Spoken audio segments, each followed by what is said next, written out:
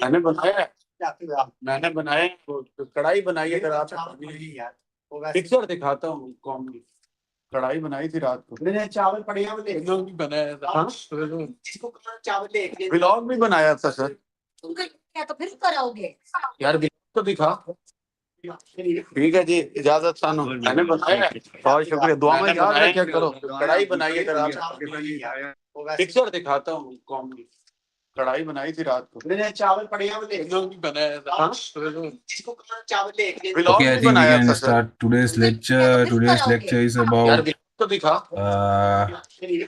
analysis. So it is conducted by Matthews, who is like dedicated researcher in applied meteorology at Nanjing University of Information Science and Technology.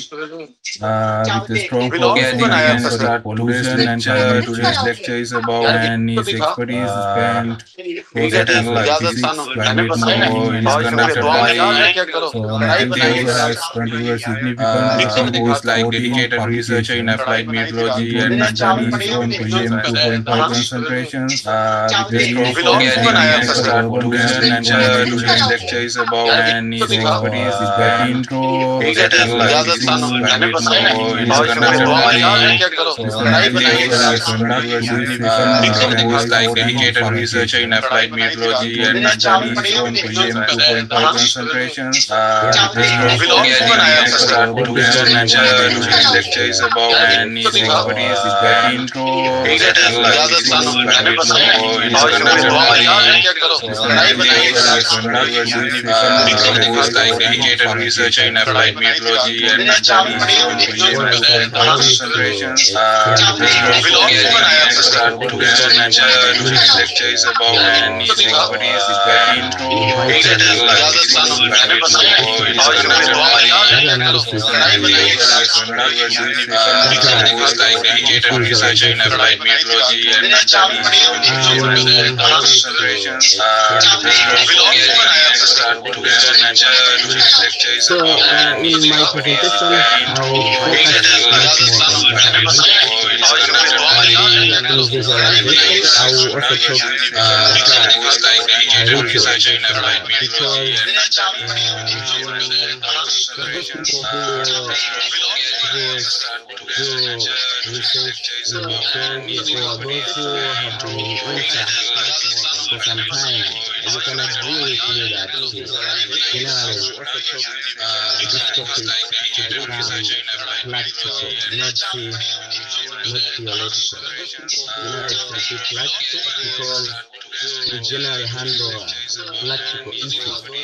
So when we have problems, we generally solve together hands-on because data analysis, visualization is practical. So generally we have to be hands-on so that we can be solving the problems together. However, according to the IMSA arrangement, I will try to share a few things on data analysis, which I see them very important when we are carrying out our research. So whenever you don't understand me, you can pause me,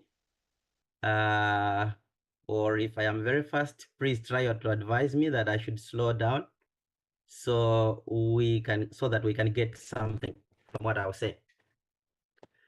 And also maybe some of us, we don't have background of meteorology or climate science or earth sciences, remote sensing, but we can still get something because data analysis. मैंने बनाया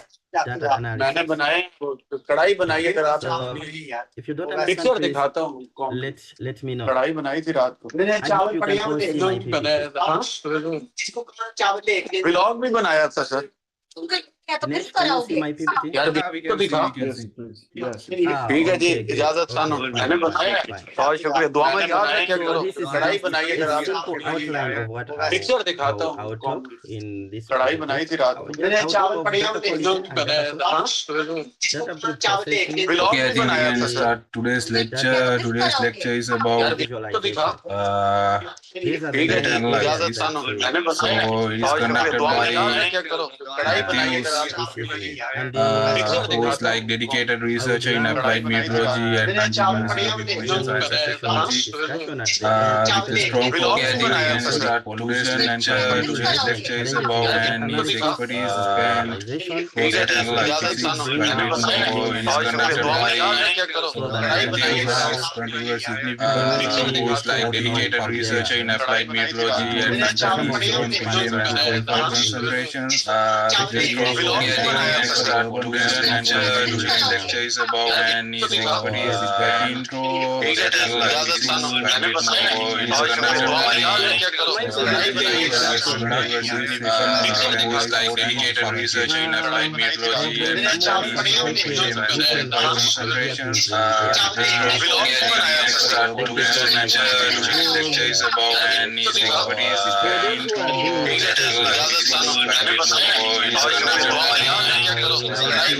is conducted who's like dedicated researcher in applied meteorology and concentrations lecture is about and his expertise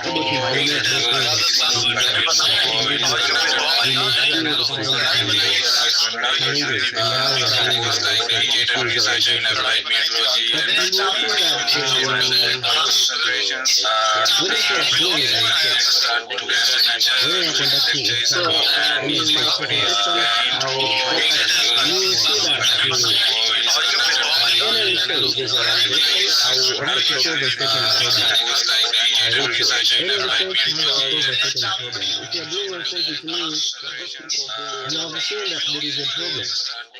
Now you carry out a research on how to solve that problem for some time through your study or through your research. Or in other words, we can say that you have an idea, practical, not theoretical. You want to how to solve that problem through your idea or come up with a decision. So when we have problem, now to do that from idea or from a problem together a solution or decision analysis, visualization, there is data analysis in between. You have to be hands-on data analysis and you have to interpret your results. However, according to the so that you can come up with I would try to share a conclusion or you can come up with a solution to a problem that very important when we are facing or you have seen our research. So whenever you don't understand during that process of or if I am very fast, finding solution me that I should slow down. In between so we have the data analysis. In between we have the data analysis. And also so what does this tell? Some of us we don't have this tell that data analysis or results interpretation or climate science or is very important during sensing research process. But we can still get something because it is very important and it must be handled with care. Yes, you must put much more effort on data analysis and the results interpretation. Why? Because if you can handle carelessly this process of data analysis and results interpretation, you may find that your final decision or solution is wrong according to the problem that you are faced or based on your idea. You find that your decision is wrong. Why? Maybe you didn't handle well with your data analysis. So it's conducted by of data analysis who's need like to be dedicated handled researcher in applied meteorology and geological equation technology with a strong one of focus the on most emissions that important pollution. things And that are today's needed lecture is during the about data and his analysis expertise span process analysis, are the skills that you have or the knowledge that you have contributed significant on who's how like to solve dedicated that researcher problem. in applied meteorology and Sometimes someone can have an idea, but if you don't have the skills on how to manipulate data, it's difficult to come up with a solution. You can't come up with a solution. So you need to have the right skills on how to analyze your data, or how to process your data, or how to interpret your results. So the skill part is very important in data analysis. This means that if you analyze your data wrong way, your decision will be what? Will be wrong. If you don't have good enough skills, you may not get the best results. Yes, you may not get the best results, or you may not process your data correctly. So it is also good to build your skills in the process of research, so that you can be able to analyze well your data, so that you can come up with good solutions to the problems. That's why maybe IMSA does that. That's why IMSA does that to organize such training, so that we can build our skills on how we can analyze our data, so that we can be coming up with good interpretation of our results.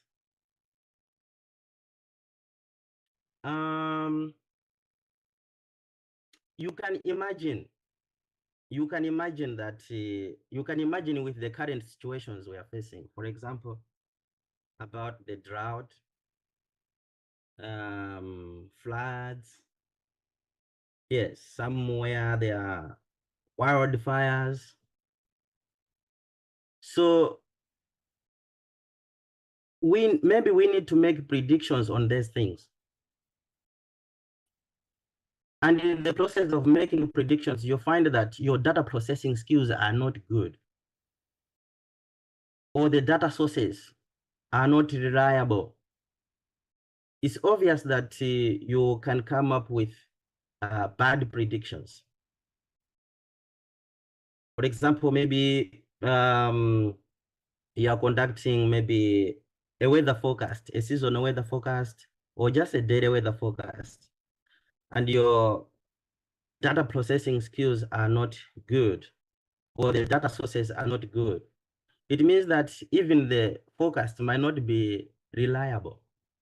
So you'll find that all these things, they join together, they come together, they contribute to good results under the data processing step. So this step of data processing, results interpretation, data analysis, we have to really handle with it with care, because it determines the final outcome. And we have to understand that that final outcome, someone has to use it. At the end of the day, someone has to use it. Or maybe some of you are doing research now, you can appreciate with me that sometimes you find that you have your data, you're analyzing your data, but maybe the results, your expectation is not what you were expecting. It's not what you are expecting. You can come back again and again and check, is my data okay? How about the data processing skills? Are they okay? Are they giving me, are these processing skills, will they give me the right results? You can check again and again. So we have to be very careful when we are processing our data, when we are analyzing our data, because the decisions that we make are very important. Someone has to use out there. Yeah, you may say, oh, okay, I've analyzed my data. We see that this year we'll be having drought, but you find that at the end there are floods. Why? Maybe your data processing skills were not okay, or maybe your data sources were not okay. Yeah, I do understand sometimes, for the sake of students, as students, sometimes we do things in rush. Oh, okay, I just want to graduate, this and that. But we have to understand that out there, someone has to use our information. Or if it is publication, someone out there has to cite, has to use those studies that we are doing. So at the stage of data processing, we have to handle it with care, with all care, because our final outcome, someone has to use it. So that takes me to the first part of my presentation about data quality and data sources. So before we are doing our research, I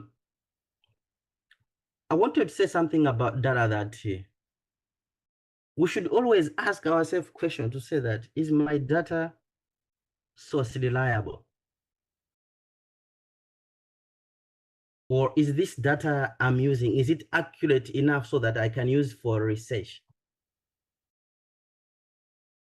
I have seen some, maybe they just rush to get data, you analyze your results, you send them. But let's think of someone who is using the information that we are publishing or the information that we are sharing. Yeah, because some spend a lot on these things. Yeah, on using our information, they will design a lot of projects. So question to say that, is the data that we are using, is it reliable?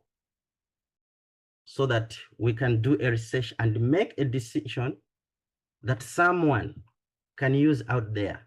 Or can we advise someone based on our research that we have done?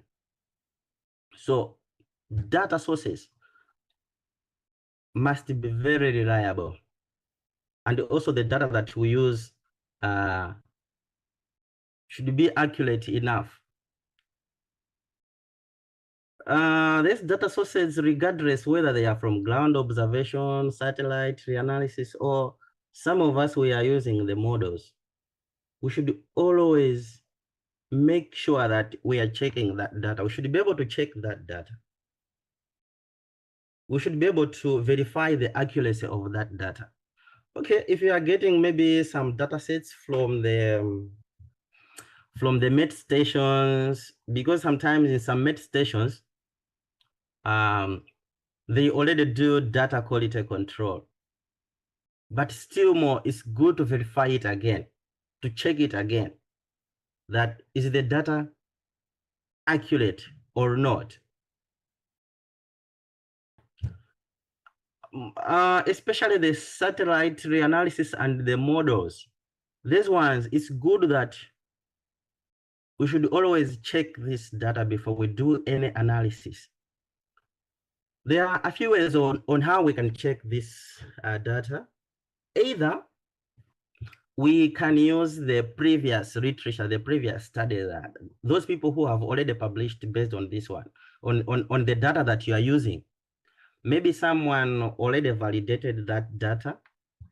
So you can refer to that, other than just downloading data from satellites and then you just analyze, you plot some trends, you draw your conclusions, and then you publish your results, someone to use out there.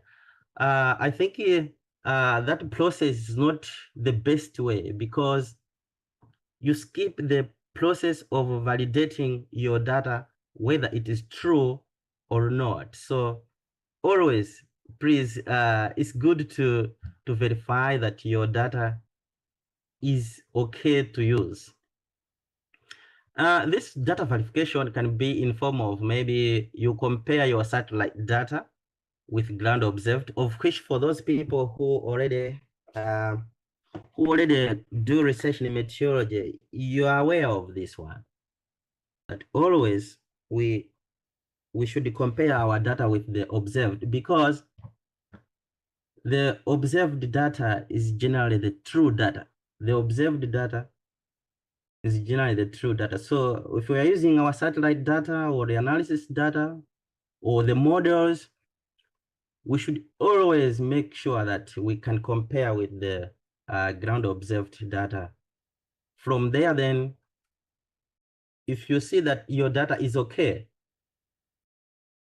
then you can proceed with the rest of the analysis. Maybe you are doing your spatial plots just to check the distribution or the temporal distribution. Maybe you're just checking some trends, you correct this and that. But the first step, verify what data I'm using. Is it okay to use or not?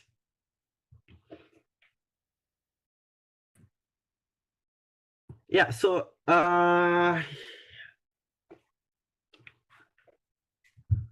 there are some pre-processing technique that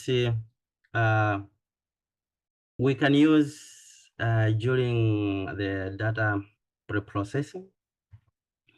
Some of these are not new to many, because we use these techniques such as cleaning the data.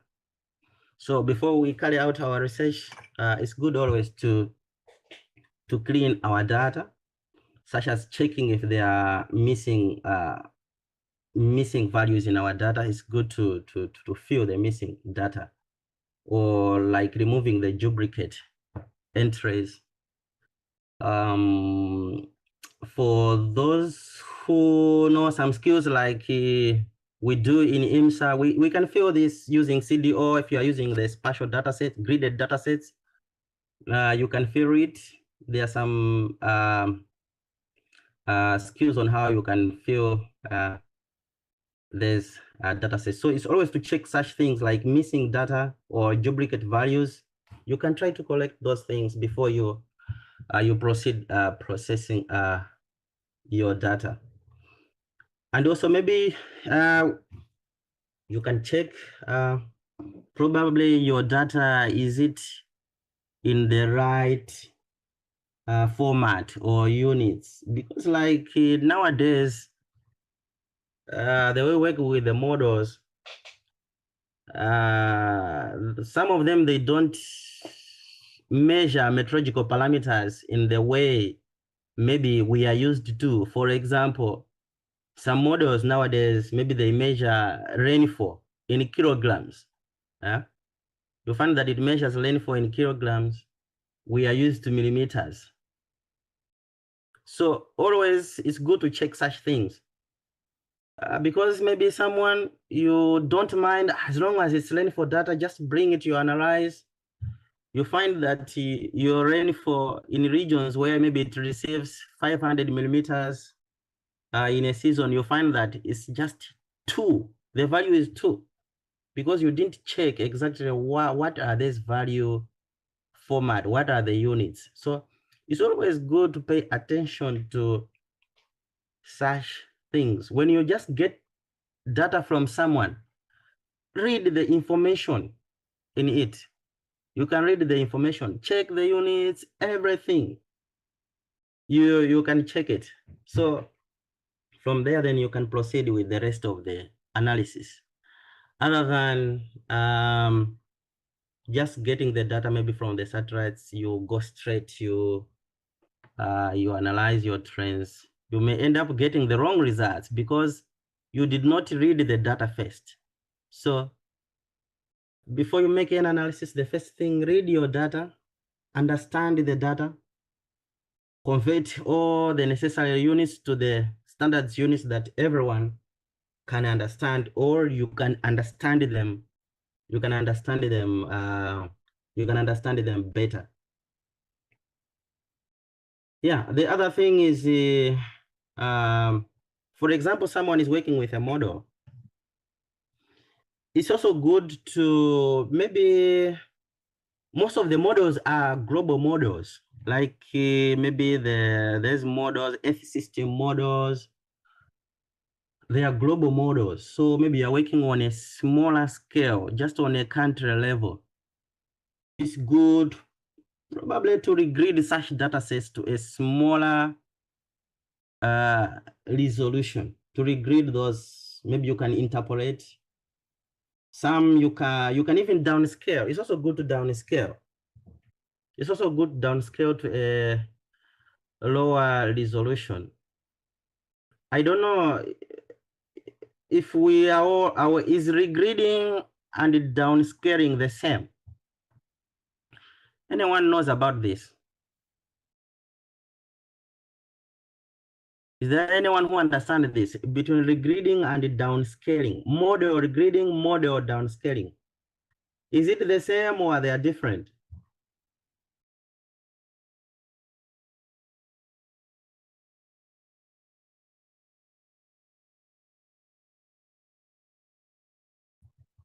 Yeah, so if you are working with big models to a smaller study domain, it's also good to downscale these models. When you are talking of downscaling, it's slightly different from regrading. Maybe the idea might be similar, but in terms of downscaling, you include like local factors, I'll give an example of maybe there are some models that are issuing a forecast, maybe a global forecast or a seasonal rainfall forecast for a global. Now, to downscale that one, you incorporate some local factors to that global model. For example, terrain, maybe land cover change. You can incorporate to that one so that to have a new data with a resolution that fits the local environment, So that one is downscaling. This can be statistical or dynamical. It's also a good technique. It's a very good technique, especially if you are changing the resolution of the data from higher resolution, from global models to the local environment. This is one of the important skills that maybe as students we can focus on, other than just doing interpolation. However, each skill has its own disadvantage and its own advantage. For example, in model downscaling, maybe you can use other software, you can use other online models or offline models such as WOF. WOF can do dynamic or downscaling. Yeah, though it cannot downscale for a very long period of time. Yeah, mostly maybe just forecasts, weather forecasts, and it can be much more good. So that's the maybe disadvantage part of it, that maybe taking very long period of time might not be an easy task. So maybe that's why some people just shift to just regrading the data. But the regrading the data doesn't add the local environment. So you must have another standard data just to collect the bias, But see, I would recommend to use this downscaling using other either statistical or dynamical. It's a good way to increase the resolution or the performance of the models to your local environment. Yeah, in addition to data quality control, it's always good to validate these models, such as collecting the bias in the model before we use for any other analysis. It's very much important to you to collect the bias or to check the errors. What are the errors as compared to the standard data?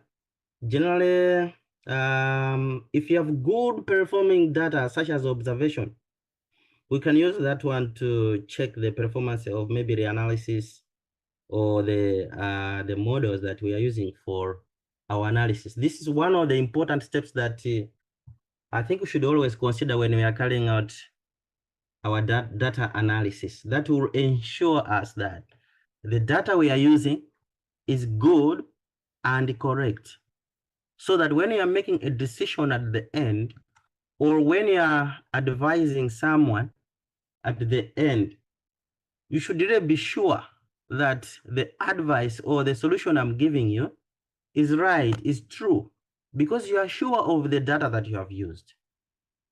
Because you are very much sure of the data that you are used. So these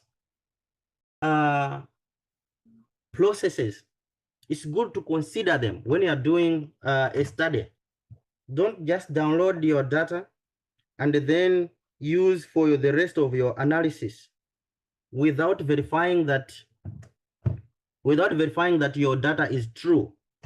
Because if you don't verify that the data is true, obviously you are not sure of your final result, and you are not sure of the advice you are giving someone out there. Why? Because you are not sure of your data.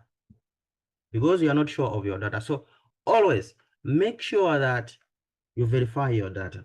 And in addition to that, for those people who are doing research, you find that, we are making publications, you find that maybe the reviewers, they'll focus much more on your data. Some will ask you that, is your data correct?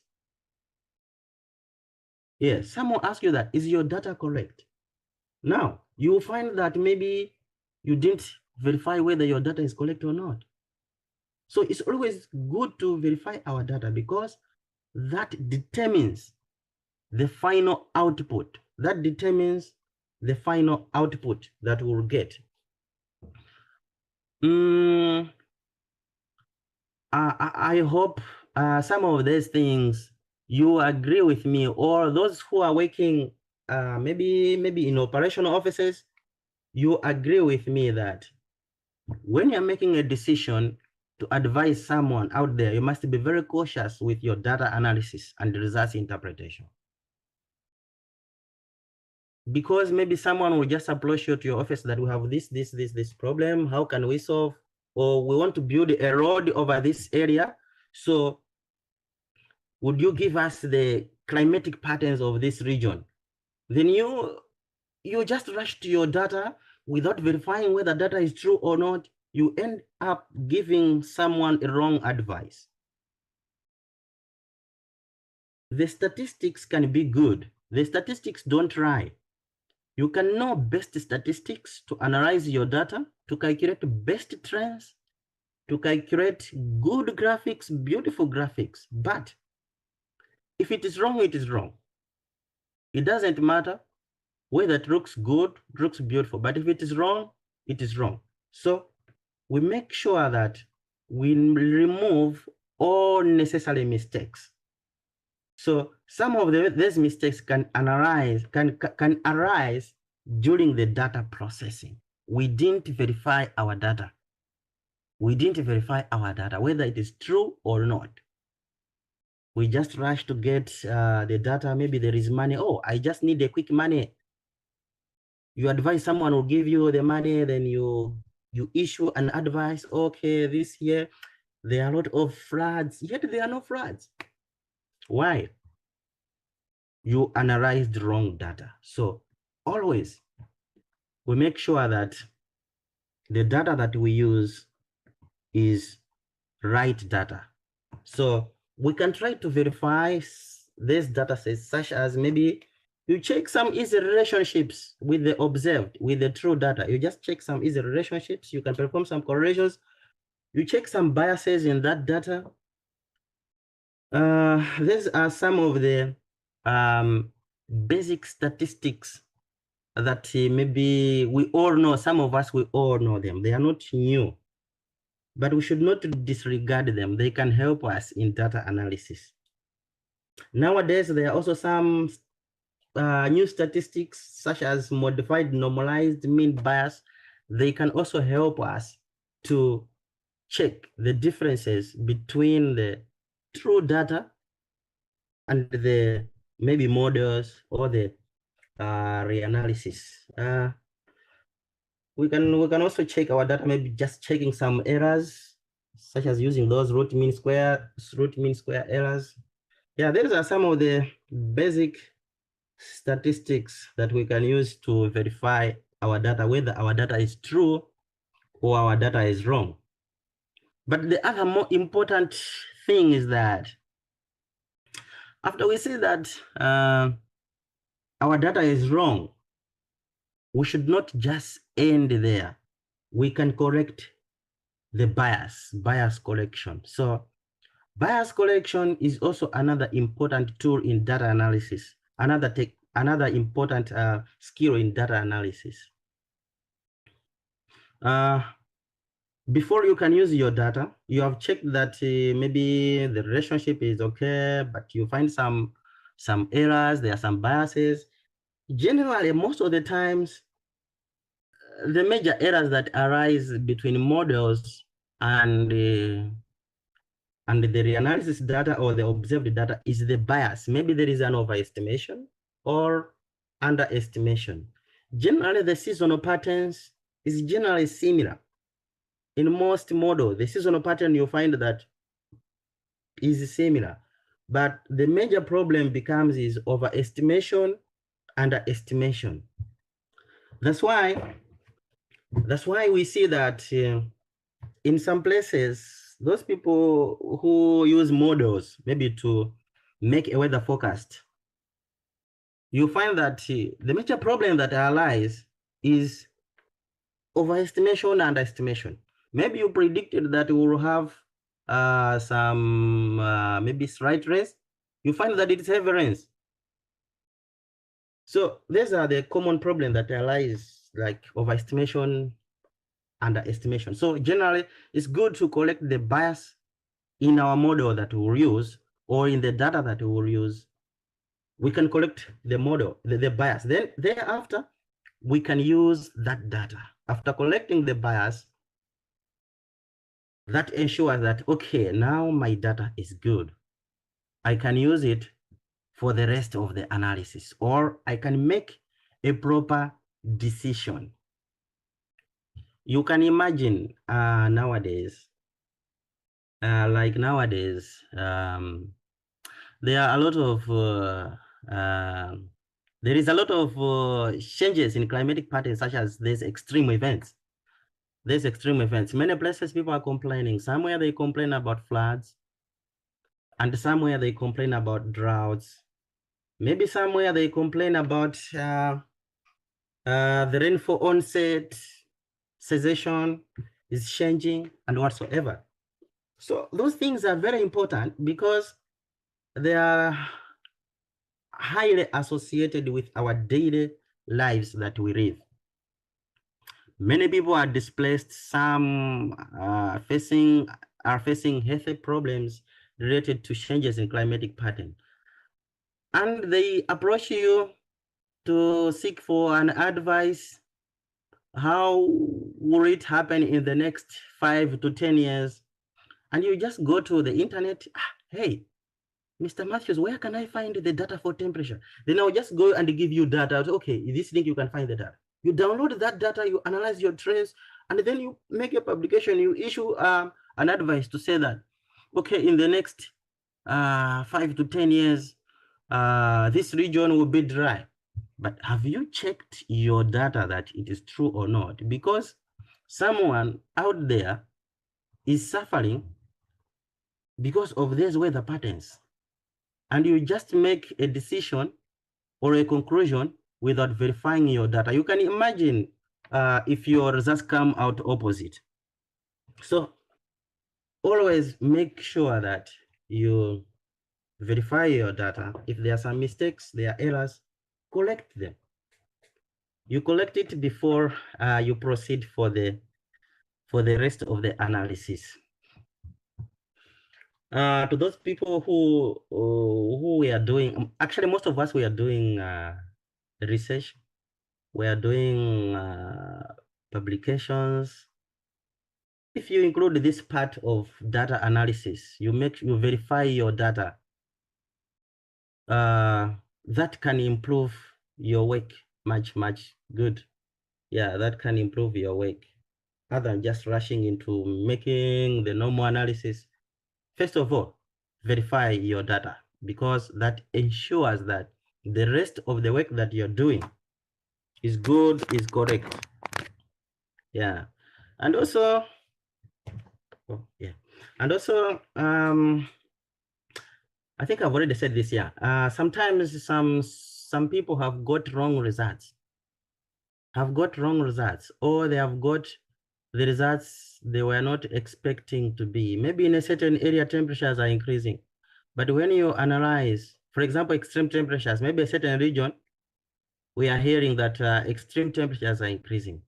But you find that for you, you are plotting your results, you find that, oh, I'm finding they are decreasing. And they are just basing it for one data that you just downloaded from the internet. So it's always good to verify the data you're using. Is it right or not? Because people are complaining, but your data is telling you something different. So it's always good to verify your data before you make any decision, you make any verification, you make any conclusion. Always verify your data, that my data is good. I have a small, I can describe it as a case study or as an example. So in this example, I downloaded some, I extracted some data from some models, and these models are from CMAP 6. These are from CMAP 6 models. For those who work with the climate data, you can understand what is CMAP data. Yeah, so in CMAP data, they introduced what we call isochemistry intercomparison project. Yeah, there is part of ILOChem. We call it ILOChem. So I extracted, I took 3 models, and the first one is the reanalysis. The first one is the reanalysis data. So A here is reanalysis data. It's like the true data. It's just an improvised data. Generally, the true data is the observed data. And the second one you see to the right is also a model. It's called the WACCM2 model. It's like whole atmospheric community climate model, I think, yeah. And the other one is MRI model, that is C. And again, D is the GISS. So these models are used to measure some pollutants in the atmosphere. Now, this is the distribution I extracted over Africa. This is just over Africa. So if you look at these models, I've been trying to check their performance. I was checking the performance of these models. Now, if you look at these models,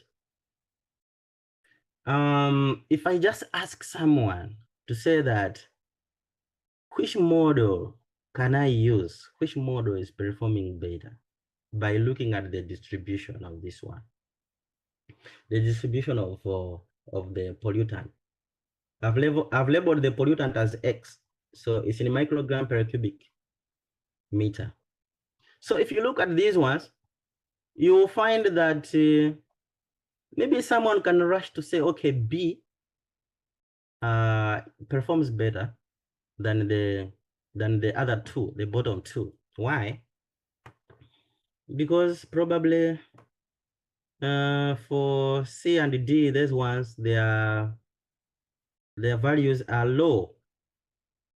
Yeah, like over Central Africa, they are low as compared to A. Yeah, so the A is used as the standard data for comparison, but its reanalysis is MERA. It's MERA 2.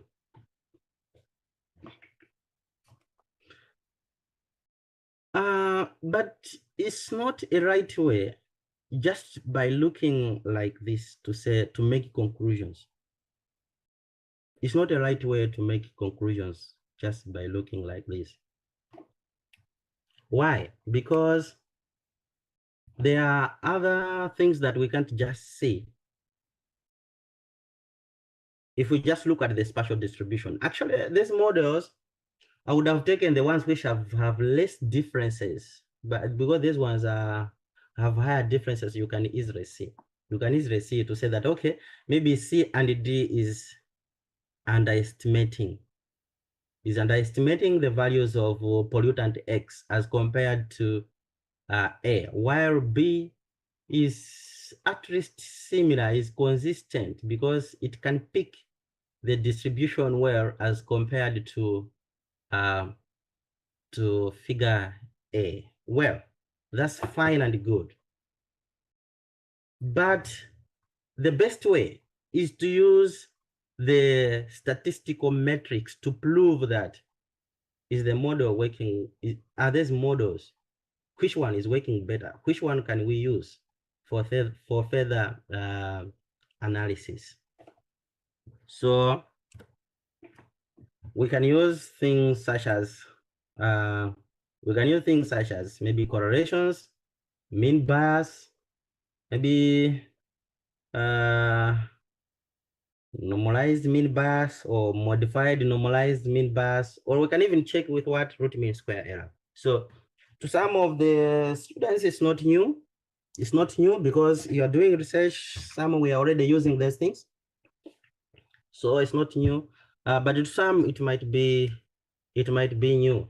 Like how do I verify using those things? But they are just basic things that they can help us when you are doing out our research, or you can make it part of your chapter. Maybe you're doing your thesis, you can make it part of your chapter, just data analysis and data validation. It's a very big topic on its own. You can make it part of your thesis, just data evaluation, data evaluation and data validation. So for example, why do we need to do many statistical analysis or statistical metrics? Why do we need to use a number of the statistical metrics to verify that our data is true? That's another important question, because if we read publications out there, some maybe they just did correlations. Okay, they correlated this and this one, they tested the significance, and then they say, okay, so the correlation was good and it was significant. So I took this model for the further analysis. Oh, okay, fine and good. We will see in this presentation that is it okay just to use correlation only, or do we need other statistical metrics? So in the example I will show you, I've used both correlations, mean bias. I've also used modified normalized mean bias, and I've also used root mean square error. So we will see what happens. What happens for one statistical metric? Why is it different from the other? And why am I using other statistical metrics too? So sometimes if you combine all the statistics, the more the statistical metrics you use, the better decision you can make, or the better outcome you can make. Or sometimes all the statistical metrics, it comes a situation where they are not working. It happens. They are not working. It might happen that you have done all the statistical metrics, but still more you're failing to make a decision that, is my data okay or not? Or which model can I select if you have so many models? So we'll also see how we can do with that. So for example, from this graphic, as I've already said that, we have graph A, which is the reanalysis, and graph B, which is the model A, C model C, and model D, which is GISS. So the first thing, I carried out a correction. Okay, we can look into this. We can easily separate the C and D from A, because they are underestimating. I'm underestimating. Is a meteorological language. Those who do meteorology, those who do data analysis, you understand when I'm saying underestimating.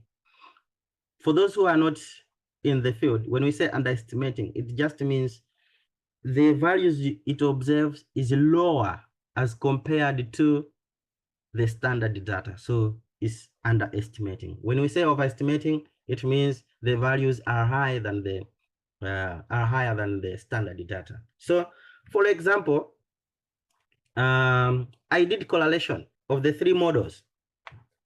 The first panel A. So the panel A, you can see that it's a correlation for GISS, MRI, CESM2 with the reanalysis data. But what do we see? They are all positively correlated. They are all positively correlated, not so. But if we look into this one, we are saying these are performing bad. They are underestimating. But here they are all positively correlated. They are all positively correlated. So you can see that if someone just relies on correlation, you might be wrong. You can't just decide on correlation. You have to do more than correlation when you're trying to verify your data. You have to involve more statistical metrics. So correlation here simply just shows the relationship between the two data sets. It's just some relationship. And I correlated here like the monthly values. So the way I said before that in models, most of the times, the problem is not on the patterns. The problem you find that mostly maybe is just overestimation, underestimation, because it will still pick the seasonal pattern. So when the rainfall is increasing for the reanalysis, it means the model is also increasing. So that will result in a very good correlation. That's what we see in the first panel. So we must be very careful when you're using some statistical metrics. And you have to understand, why am I using this statistical metric? Is it important to what I want to do?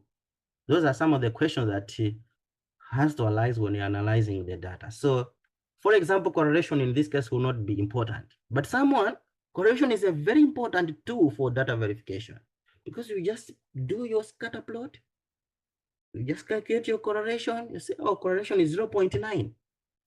It's working good, but did you try to consider, is it overestimating or underestimating?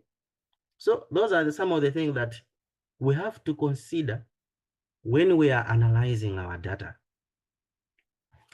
Then later on, we can see the second panel. This is root mean square error. So the root mean square error is just showing the errors. It's just showing the errors, like where are the errors? For example, the lower the value of root mean square error, it means the best it is performing. If it is 0, it means there is no any error. But the higher the values, it shows that, okay, there is an error here. So for example, B is showing us where there is an error. So you can see that maybe mostly in Central Africa, there are some errors.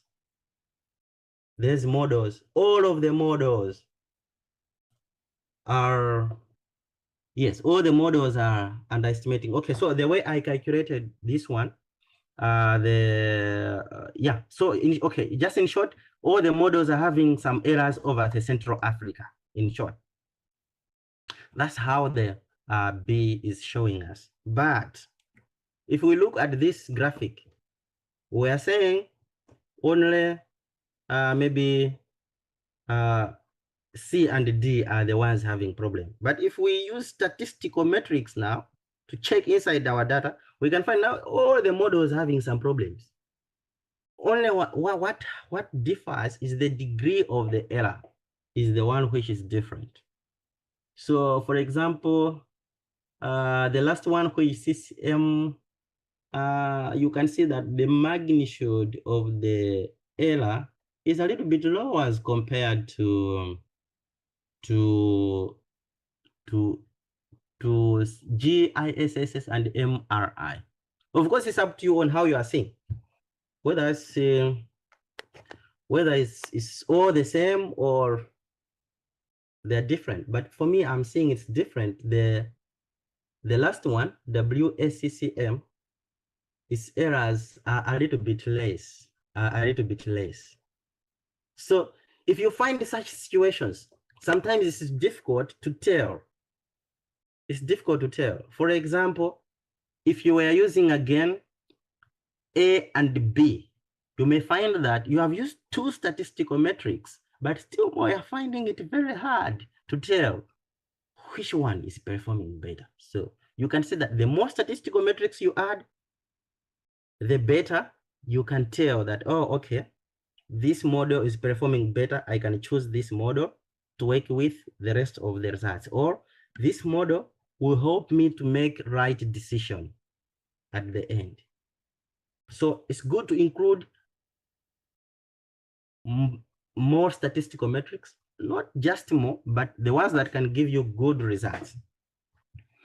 So if we look at C, we are just calculating the bias. That is just the mean bias. We are just differentiating between, we are just subtracting, we have reanalysis, then we subtract the model. So we can see from here that the two models, actually all the models over Central Africa, they are underestimating. They are all underestimating. They are all underestimating. Now we can see, okay, these are the problems. They are all what? Underestimating. But if you look here, we couldn't tell. We are thinking that, okay, maybe it's only C and D. But now we can be able to tell that, okay, all of them are underestimating. And again, the last one is overestimating in some places. In most of the places, overestimating. So we are able to tell the differences because we have put more statistical metrics. The other thing is, sometimes there's mean bias. If you plot them, they will just favor where there are high values, And you may think that maybe the underestimation is only over the Central Africa. So it's good in such situations, maybe you add another statistical metrics, you normalize it. You normalize your bias to check the general overview. You just have a general overview. How is the model overestimating or underestimating? Then try to normalize them. Then you will see that, oh, okay, the first two are underestimating. And the last one is mostly overestimating, but it's underestimating in some few locations over Central Africa, maybe in some of the southeast of Africa.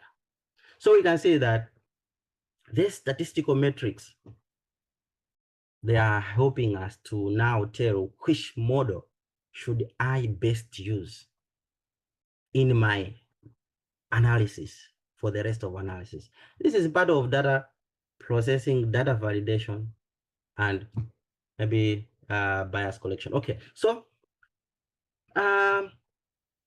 after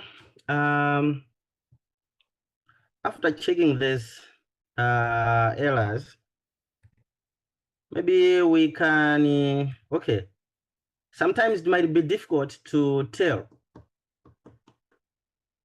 It might be difficult to tell which model should I use, especially if you find that maybe the differences are very slight, they are very small.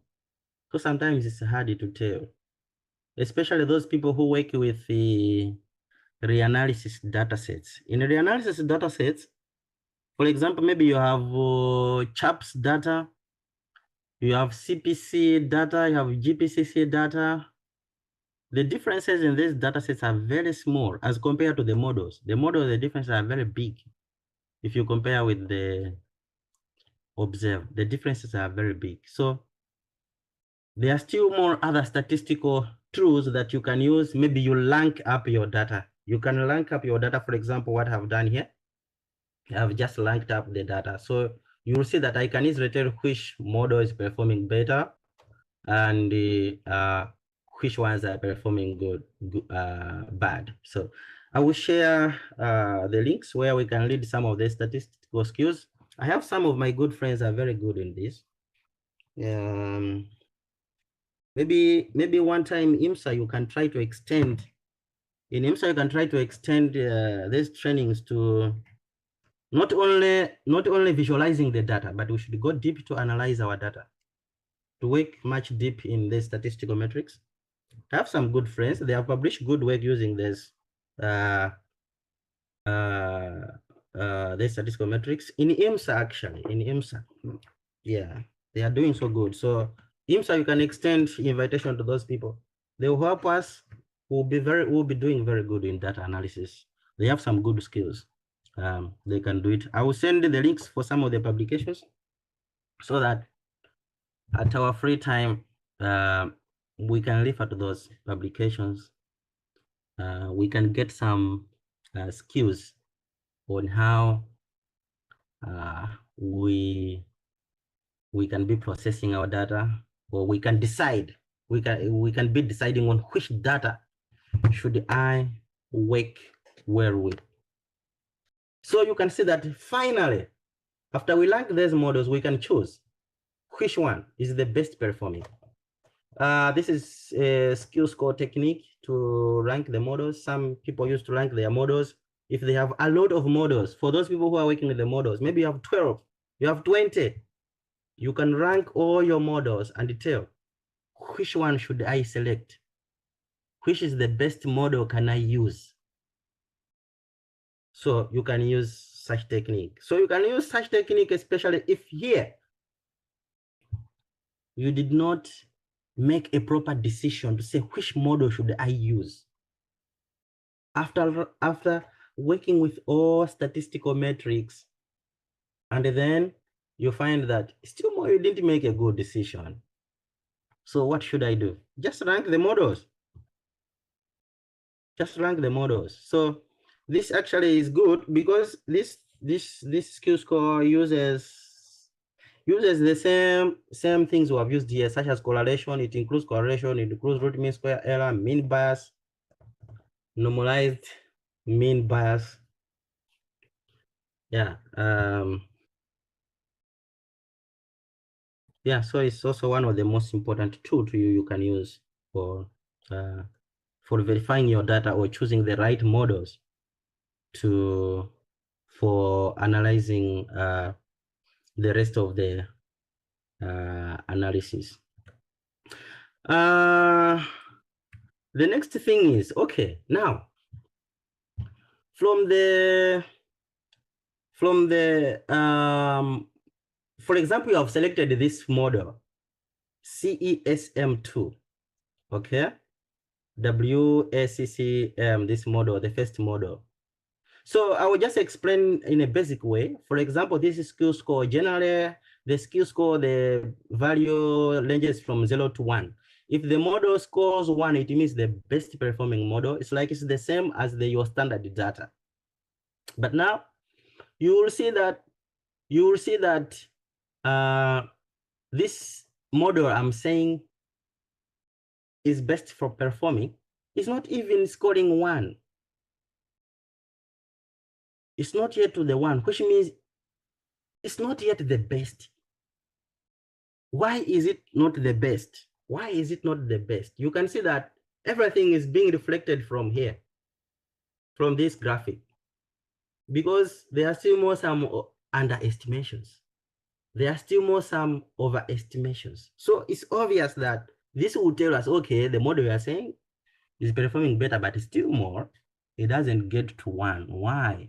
It is because your model has some underestimations and some overestimations somewhere. The ones which we have just seen them over this analysis. So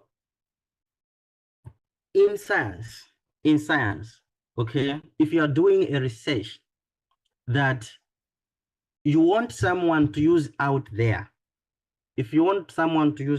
assuming you select this model, you select the first model for the rest of the analysis. What does it tell? It tells that I'm doing my analysis. I've chosen this model is the best, but it's not to the best. It's not the best as the reanalysis or as the observed. So you are using the data that is not yet the best. It's not yet standard as compared to the observed. So that has to affect your decision at the end. That has to affect your results at the end. So if you want to issue a weather forecast, or if you want to issue a climatic projection, think of the data that you have used. It's not yet to the best. It's not yet to 100%. If we can convert to percentage, maybe we can say it's less than 70%. So we are doing a research, making a decision to advise someone with a data which is less than 70%. So you should also think of the output. Yes, you should think of the output. If it was an extreme event happening, you should think of the output of the extreme event. Should go in line with that. So sometimes as students, that's what we do. Maybe we just rush to to publish our results. We don't have time. We don't have time here. So we just, oh, okay, as long as my statistics is okay, I'm calculating good trends, I'm getting some significant trends. No, but when you are going into operation offices, this must be taken care of. Yes, this must be taken care of. And the best way to take care of this one is right away here. Be able to collect such small biases. So even though this data is the best performing compared to these ones, but it's not the best to use. It's not the best to use. So what do? We have to collect again bias into this data. So even though sometimes we have done some statistical metrics, we have checked, we have selected the models that are performing good, but still more, check if your data has some biases. Make sure to collect the bias before you proceed with the rest of the analysis. That is the best way. That is the best way. Yeah, so you can see that we still come on this part. Whatever we are saying, we still come on this part. So we have the red part, which is called skills. Do you have those skills to collect the bias in the model? Do you have those skills to adjust the bias in the model? So skills are also very important in data analysis, because you may end up, you have done everything, you have reached here, and saying, oh, I don't know how to collect the bias. Then I will just proceed with this data I've selected, this model I've selected for the rest of the analysis. Yeah, so it's good also to gather the needed skills, not all skills, but the needed skills. You can gather the skills which are not important, but to gather the needed skills. So from here, it's good to collect the bias in the model. If you collect the bias, and actually there are so many ways of collecting the bias generally.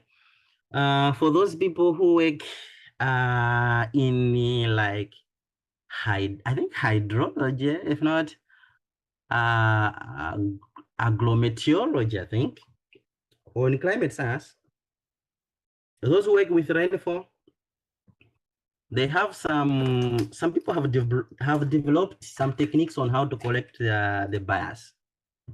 So they have their own ways on how they collect the bias. They have some standard techniques on how they collect the bias, but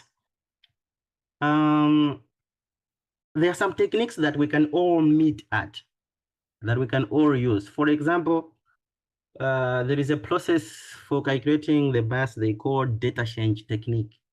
The data change technique. I think I didn't write here.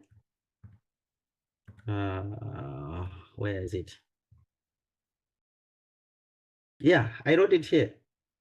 Yes, so the last point, bias collection. So it's good to collect the bias in the model. Even though you have selected the model that this is the best performing, or you have your data, you say, okay, my data is good, or maybe you are running, okay, we can imagine those people from computer science, those who work with computer science, maybe you are working with the random forestry method, you're making some predictions.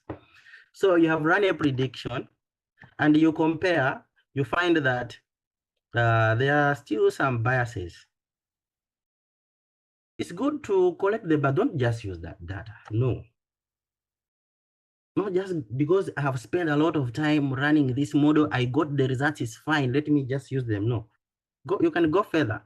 Collect the bias in the model because that ensures you that this data is the correct data I'm using.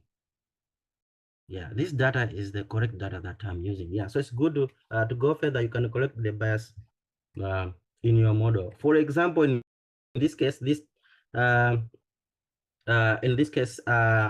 data I'm using here, I try to adjust the bias in this data. For example, the first one, the first one is the model. The first one is the model, and the second one, B, is the reanalysis, and the C is just the bias. This is just the bias. This is the difference. It's almost the same as this one we are seeing here in C. Yeah, in C. But now here is for the selected model. So the data change, what happened that is one of the technique that maybe one can use, but there are many outside there. There are many methods of adjusting the bias in the model, as I have already said. So don't only stick to the example. This I'm just using for an example. I'm just using for an example here. Yeah. So like this one, simply just calculate the average bias for long term. Okay. And then after you find that bias, you just apply it to the model. It's just like to differentiate the difference, you add back to the other model. However, these techniques have some disadvantages. For example, like this one is using the average difference. So this average difference cannot correct everything. No, cannot correct everything. For example, like internal variability, it cannot correct much that one. It cannot change that one. Like the seasonality changes in the if there are some problems with the seasons, maybe somewhere the seasons where the model is showing it is dry, this one is showing it is wet. Such bias adjustments, they are not much effective. They are not much effective. So that's why some they have their own techniques, like what I've said here in agrometeorology, in agricultural meteorology, they have their own ways on how they collect the bias. You can also look for other techniques that can help you to adjust the bias in the model. But if you are using the like long-term climatology, what I think the data change can help you, because in climatology we just mainly consider the average values.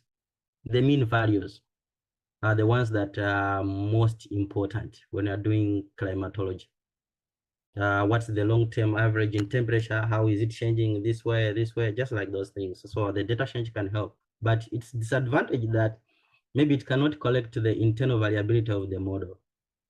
Yeah, so if you look on the graphic A of the model and B, and then if you compare with D, you'll find that there is some difference over Central Africa. So B and D, they look similar. Okay, they look similar. Why? Because we have at least adjusted the bias. And if you check the box plots, C, the one I've written C here, you'll find that the average value for the reanalysis and the bias adjusted, they are almost the same. Now they are almost the same. as compared to the original mean value of the model. However, there is something if you look carefully on this graphic, is that the outlier here for the analysis is not the same as the bias adjusted. Yes, it's not the same as the bias adjusted. And moreover, moreover, the lower percentile is much lower as compared to the reanalysis. Why? Because the data change technique cannot correct everything. It will only adjust the average values. It will only adjust the average value. So the average value will be perfect, will be good. For example, you are studying the maybe future projections. For example, you are studying future projections. You can just correct you can just calculate the data change in the historical, and you assume that bias is consistent in the model, then you can apply it in the future. Then you can adjust your bias in the future. However, I should say that you will not collect the changes that will arise due to the seasonality or internal variability, because this data change will not be able to do that. Like the way we have seen here, that it cannot adjust the what? It cannot adjust the outliers. So these are some of the challenges that they are also faced in this statistical metrics. So for those people who work with improving performance of some models whatsoever, you can try to consider these things, like which could be the best statistics to use to validate the models. Yeah, so these are some of the skills. So what does it tell? It tells that always let's make sure that we use the right statistical skills or statistical metrics to verify our data, so that it can ensure that the data that we are using is the right data. And this must be handled with care. Yes, must be handled with care, because if you just analyze anything anyhow, you still get the results. You still get the results. For example, you are just saying, okay, for me, I just use correlation, it's fine. You still get the results, but maybe it might be difficult to tell, because you may think all models are working good. Why? Because you just use correlation. But if you consider many statistical metrics, you find that you are able to separate which data is good, which data is bad. Oh, I should move very fast. Time is not to my side. I was thinking I will have already finished my PPT. Yeah, so there are so many statistical metrics one can use apart from these ones. But I just want to emphasize that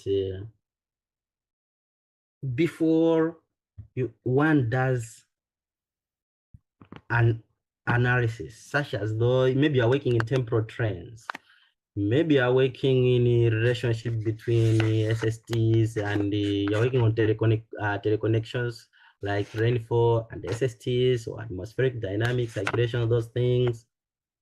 Verify the data that you're using. Is the data okay or not? Very important. Otherwise, one may end up having wrong results. So the process of data analysis needs to be handled with caution. I think it's the most important step when you're doing the research. And the rest just depends on what other skills you have. But the data analysis need to be handled with cautious. Yeah. So for those people who are doing like weather forecast or extreme events, some statistical metrics for data analysis, like they are very important. I suggest you can use. Some are odd. They are not new. Some of them are very odd skills, like probability of detection. They will help you if you are working with extremes. especially maybe like maybe you want to study about floods, you want to study about maybe temperatures. This statistical metric can be helpful, like probability of detection, false alarm ratio, critical success index. These are some of the important statistical metrics that that can help you. For those people who work with like models, like WOF models, I think they use them. They use them much because maybe you are forecasting a certain event. So you can check how is it capturing the actual events. So you can use the probability of detection, or maybe you can also use false alarm ratio. So this one is just used to evaluate the performance of a forecast in terms of tendency to produce maybe false alarms. Maybe it is giving you false alarms. There's an example I've put down here. I will show you. There is also this statistical skill called critical success index. We can try to use it. It's also an important tool, especially if you're working with maybe some focus or some. It can also be used like in long term, but it's good when you're checking some events. It's much more perfect. It's much more perfect. Yeah, like this critical success index measures the proportion of actual positive events than that the model can predict. Yes, as compared to the standard data. So I think on my recommendation as IMSA, maybe you can extend these things in the trainings, because we learn data visualization, but we find that after that, someone still is stuck in data analysis. Someone cannot do a research because we don't go much further. We don't go deep actually. So maybe IMSA can consider that to do practical, not only theoretical, to do practical. So for example, this is a very good paper by our friend. This paper was published in 2024. Oh, just a few months ago by Aminu. Yeah, Aminu. He was studying you can read from this link. You can read from this link I'll put in my PPT. He was checking the performance of some of satellites data against the observed. So I'm sorry, some of my graphics, maybe they are not in good order because I have to get from the publication. Of course, after permission, I've not just get them. Maybe someone might sue me. Hey, we saw them somewhere. They allowed me that I can use them. Yeah, so this is one of the important metrics. So they'll help you to verify your data when you're processing your data. Maybe you want to do a forecast. They will help you to check whether your data is right or not. Is it picking well the events or not? Yeah, for example, this is West Africa. So in West Africa, I think rainfall is between June, July, August, if I'm not mistaken. It's like the pattern is similar to some places in East Africa, I think. So you can see that these models, in terms of probability detection, they are much more good during the rainfall season. Because the probability detection, if it is 1, it means it is performing good. It is able to detect the events. But during the dry season, it's all bad. Like January, December, February. This is the dry season of West Africa, so it is performing bad. Yeah, like he did according to the region, like in the Sahel region, Savannah zone, and also Guinea zone. So we can see that in all regions, these satellites are picking good, like ARC2 and the CHAPS data as well as TAMSAT. So they are picking well. Yeah, so you can see it's a good technique to decide whether your data is good when you're doing, for example, you want to issue a forecast using this satellites. It means you'll be confident that the events, it will pick well the events. Yeah, you will be very much sure that, okay, my data now will pick well events. So when you're doing your data processing or data pre-processing for further analysis, make sure these things can be useful. Yeah, you can apply them. Yeah. Yeah, so like in B, this is just false alarm. This tells if it may just, some events may be false alarm. So it shows which period will it, is it showing false alarms? Yeah, which period? So we can see that during this rainfall season, the false alarms are low. The false alarms are low during the rainfall season, and they are high, I think, just before the rainfall season. Yeah, so cautious must be taken before the rainfall season, probably. Yeah, a cautious must be taken during that time. But generally, these satellites are performing good because the false alarms, if it is 0, it means the false alarms are low. It is best. So you can see during the rainfall season they are low. So it means the satellites, at least, they are performing good. Another one is the proportion of actual positive events as compared to the predicted. Yeah, so you can see that during the rainfall season, between January, June, July, August, yeah, the value is, when its value is 1 for CSI, it means it can detect well the predicted events. So it's also good. So from this, you can decide that, okay, I can use this data for the rest of the analysis, maybe to issue a forecast, because I am sure that my data will give me a good output. My output will help someone to make a good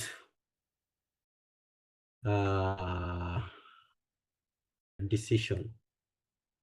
I think on this one, I will not talk much. I wanted we should make like a discussion, but with the time, I think time is already running. But in data visualization, of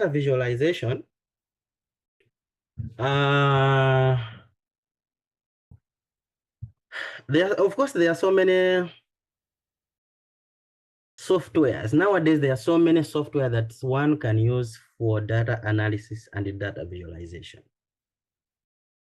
And if we just want to talk of one, we can spend many hours talking of one. But for me, maybe we can go by a question to say, well, like, which is the best tool for the data analysis? That would be the best question that everyone would ask. Which is the best tool for the data analysis? I had put this question here so that I should not forget. Which tool is the best for data analysis? To me, I feel like the best tool for a data analysis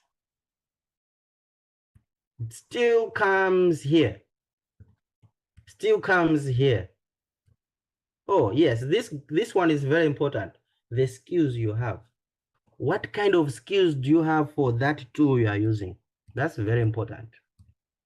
It's very important to answer that question, because in visualization, like what we have been doing in IMSA for the past years, you find that maybe we start working with maybe CDO or grads like that. Then you go to NCL, you work with MATLAB, then ArcGIS, like those ones.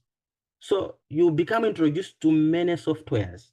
But at the end of the day, you find that you cannot use all these tools for the data analysis. You can't use them all. Maybe one will be important on the other one, not on the other one. One will be important on the other one, not on the other one. So what I have seen for me is like, The skills that you develop on one of these softwares will define whether that tool is the best or not. You find that after learning all, there's maybe one just uses one tool. Of course, nowadays, Python, many people are shifting to Python. Python can be considered good. I can recommend because you can do many things in Python and it's easy nowadays. Nowadays, it's becoming much more easier than before because many people are able to use it. So you can consult someone. But before, it was really hectic. So maybe we just do grads because many people were using grads in climate data analysis. But nowadays, many people are shifting. And also grads is limited to some things. So Python, yes, MATLAB is also good. And also the other thing is, some people work in the research group. Some people work in the research group. Of course, some people, they move solo. They move solo. I'm sorry to use that word, but they just do alone on their own. Okay. So those people who work on the alone, they are flexible. They are much more flexible. But in the research group, maybe the research team has a certain recommendation.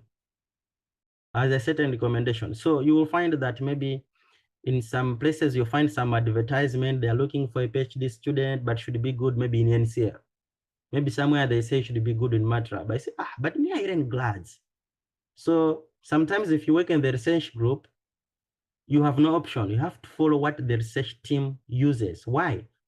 Because they want, if someone is stuck, you can be able to share the ideas. You can be able to confer to someone because you're using the same things.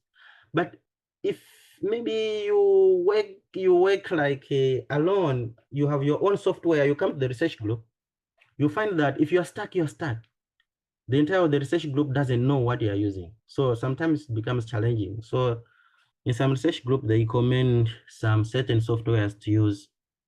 Yeah, but on the best tool, I think one can just grasp one tool and develop your skills in that. Develop your skills in that. And if you want to go deep with that tool, make sure it can solve many problems of your research. Yes, can handle a lot of problems. Yeah, because you may learn, you may learn this. For example, you may learn maybe. Let's take maybe ArcGIS. Okay, you are an expert in ArcGIS, but you are doing climate sciences.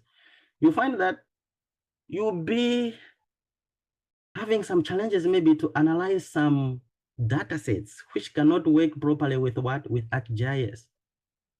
So you must also be very careful in choosing these softwares, but the best softwares in data visualization, I think it depends on your skills you are developing into that software.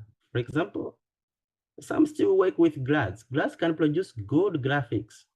Good graphics. Yes. If you have good scripts, it can perform good graphics, can make good analysis. You can make some statistical analysis there. Yeah, of course, maybe it will be limited also to other things. Yeah, for example, maybe you're working with the shape files, maybe it might be a problem for you if you're not having good skills. So some softwares can handle everything, such as Python can handle many things. If you work with SPSS, you'll find that you are limited maybe to only time series data, Excel data. Because how do you work with SPSS with NetCDF data? Or maybe with the HDF files, it might be difficult. So choose the best software that you think can solve many problems and also develop more skills on that one. It will be a best performing software. Yeah, you can be introduced to many, but maybe you cannot, you can just do many things where it's also possible. So the question of which is the best tool to use these ones, it's just your skills. your skills on that software matters most. And I think for this one, we can, due to time, we can handle much more during the IMSA sessions next semester. I hope the IMSA can again extend the invitation. There will be that chance. We can do much more practically on these things of software. Unless if maybe some people are having some questions, especially could be much more good for this data visualization using the softwares. So basically, I would just like to conclude, because of the time, I would like to conclude that when doing data analysis, let's handle our data with care. Let's make sure that the data we are using, we have removed all the errors before we carry out all analysis. We have checked the bias. We have checked whether this data is overestimating or not.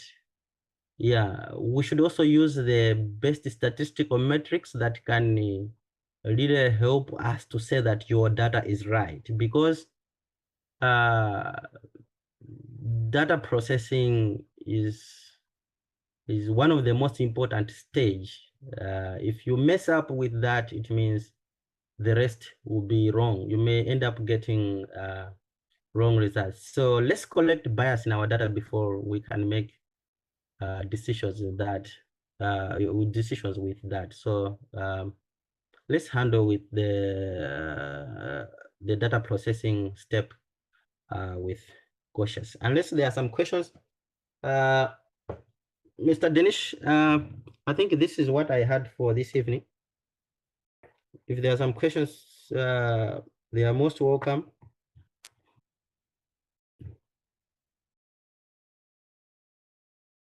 I welcome all the questions. Hello, Doctor. Doctor, I have a question. Yes, sir. I have mentioned the question in the chat, but the question is like, which is the best tool for handling NetCDF files other than Python or CDO? I don't want to use CDO. Okay. You don't use CDO. Yeah, and in Python, it takes a lot of times. Like I have hourly data for like 40 years, but on Python, it takes a long time. So which one is the best tool other than these two? But I think why are you removing CDO? Because CDO, I think, is the one that can save your time. No, is there any other tool than CDO? Yeah. So there is another tool called NCO. NCO is also another tool. Maybe NCO. Yes, NCO. So can you tell me the complete form? Sorry. IMSA executive, please consider this. Instead of CDO, maybe we can also incorporate NCO. What is the full name of NCO? It is good to handle this NetCDF dataset as well as HDF datasets. It can also handle it.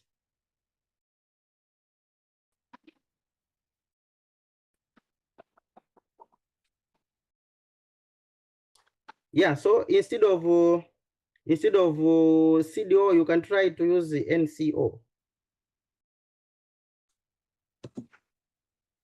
It is good.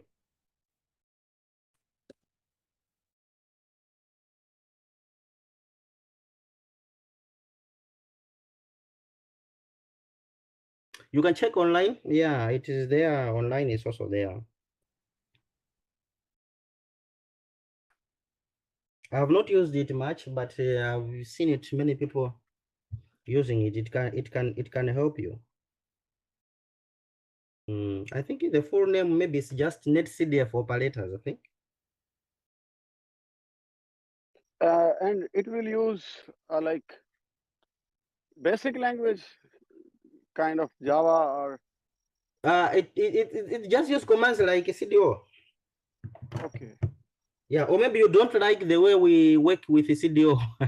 Yeah, I don't actually like the work with Okay, CDO. so okay, in short, Actually, I CDO. need, Doctor. Actually, I want to use NetCDF files like MATLAB. We can see what is happening or what's going on. Yeah, some kind of GUI. I need that kind of software or any other application is there available. For like you just want to read your data or? No. Sometimes I have to convert like hourly data into daily, or you can say change the temporal resolution. Oh, okay, And okay. sometimes we have to extract data into CSV or some kind of other small files. But in Python, if I do it in chunks, it still takes much time. Like last time, I converted my 40 years hourly data to daily data, and it takes around, for one station, it takes around more than 60 minutes. Although my PC is excellent, like RTX 4060 and with good RAM specification as well. You mean like your, because I wanted to say that maybe you can check your computer, maybe the processors and what, are they okay or okay? Because if that's the issue, maybe even other softwares can also be slow. For example, the way you are saying CDO can also be slow in that case. It may also take a long time. So maybe the computer itself maybe can also play a role on the speed of processing, probably. But Python, I think, would have been better, I think. Yeah, I have been using Python for last 2 or 3 years, but still I don't think like why it take time. Yeah, I tried in chunks as well.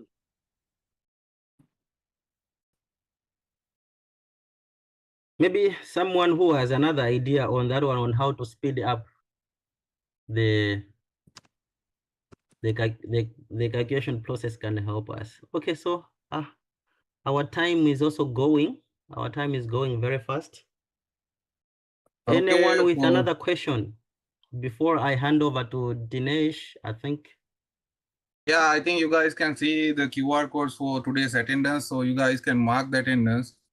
I think we have for the Jeffrey's question, I think you can try to use Dask.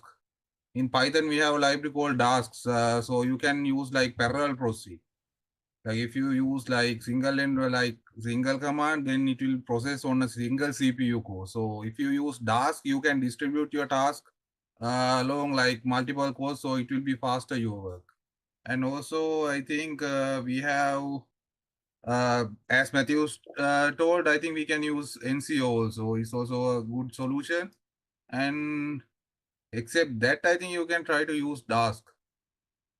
It will be useful for you. Like if you need the interface like MATLAB, the best thing is like use Jupyter Lab.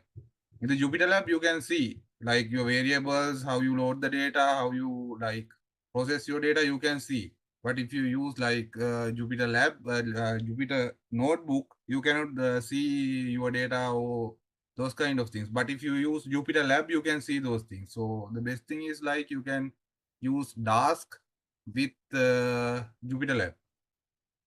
So I think Matthews, we have some questions. One guy is asking about like what are the tools that can be used to data downscaling? Oh, data downscaling, yeah. So in data downscaling, you can use tools like, okay, there are two ways of downscaling. There is statistical downscaling and dynamical downscaling. So in dynamical downscaling, this one is a little bit complex. So you can use things like another model like WRF model. Yeah, there is WRF model. There is also Cosmo. You can use this for dynamical downscaling, but for just statistical downscaling, Python can also do it. It's okay. Python, MATLAB can also do it. You just need to write your codes well so that you can incorporate things like maybe land cover change or what. So Yeah, you can use Python for statistical, MATLAB, but for dynamical, you can use maybe WOF or Cosmo. I can recommend those things. And another guy named Ikra is also asking how to check for the errors. I To think check he might asking for errors. the data. It's not like the question is not clear. But if he's still, I think he is still in the meeting, so you can ask. You can turn on the mic. You can unmute yourself and ask your questions. Like the message is like how to check errors. Oh, okay. So for errors, I'm not exactly sure like how errors, but if it's just a model, if you don't know if the model has an error or not, you can try to use what I used, like root mean square error. You can tell root mean square error can tell where there are some errors in the model. So from there, then you can proceed. What are the errors? The way we did, like maybe to check the bias, to check the correlations, what. So you can tell that, okay, maybe it was overestimation or underestimation. Those were the errors. I hope you are talking of those errors probably. Yeah, you can use just some easy statistical metrics such as root mean square error to tell you where there is an error, whether there is an error or not. Okay, I hope that guy get the answer. If you didn't clear the answer, I think you can ask again. And also another guy is asking about a plot that you used during your lecture. He's asking whether you use NCL to plot that figure, right? The figure Okay, 5. so And he's asking whether like, can you share the script with him? okay, fine. Yeah, actually, because of the time, I was also maybe you can organize another session. We can even go much further with the visualizations. So Yeah, I because this is just an introductory session. We will like conduct like software trainings fine. in like Yeah, so in the the software I upcoming. used is Python. I used Python in all the graphics that you saw in the presentation were Python, and the box plots I used the Origin Lab. There is a software called Origin Lab. Yeah, so I just used two softwares, Python and Origin Lab. The 2D graphics, those ones you saw, the 2D graphics, I used Python. For the script, we can link up. For the script, we can talk, we can link up. You can get my contact in the group. Yeah, I think that's all the questions. Those are the questions that we have, and then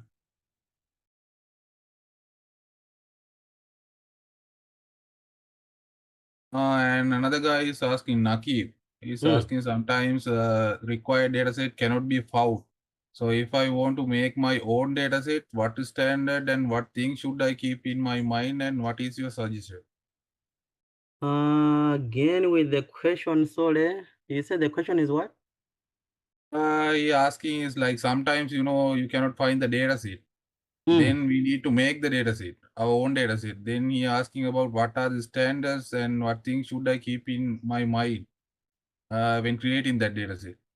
Okay, I'm not very much sure on how people create the data set, but what I know is, for example, I work much more with the, I'm much more with atmospheric chemistry, atmospheric pollutants. So like we also don't have data that we can use maybe for validation.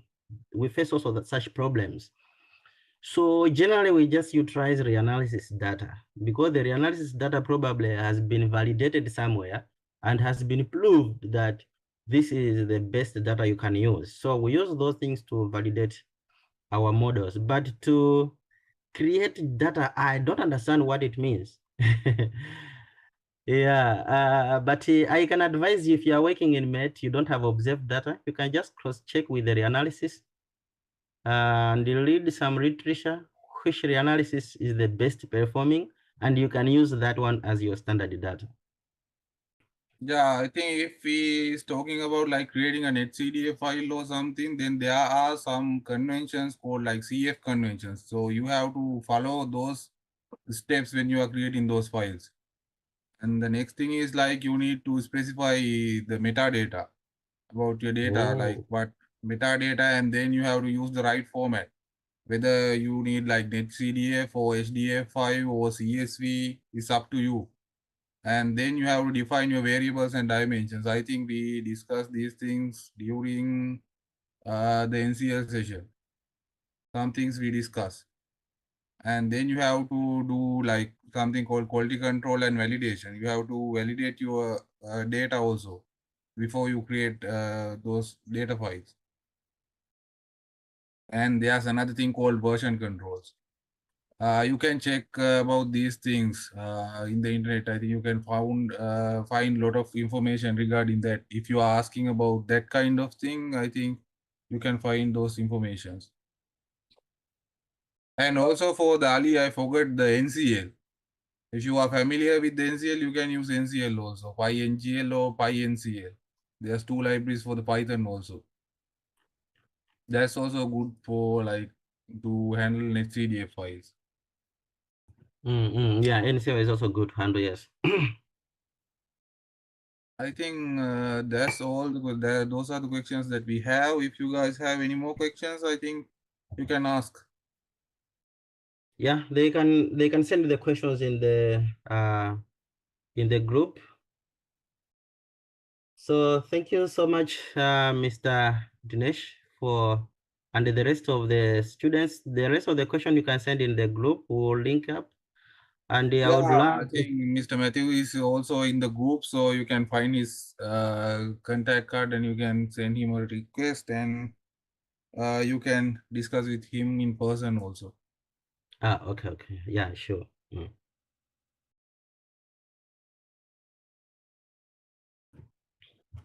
Okay, that's it for today. Then we would like to thank Mr. Matthews for his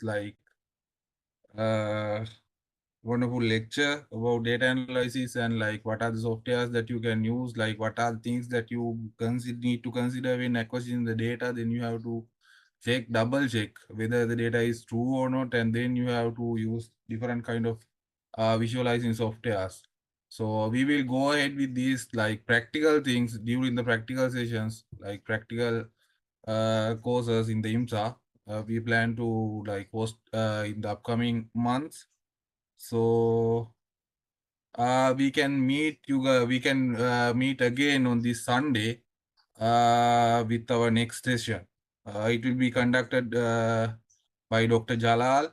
He is also like previously studied in NUIST. Now, right now he's doing the postdoc in Korea. So hope to see you guys in that session. So thank you all.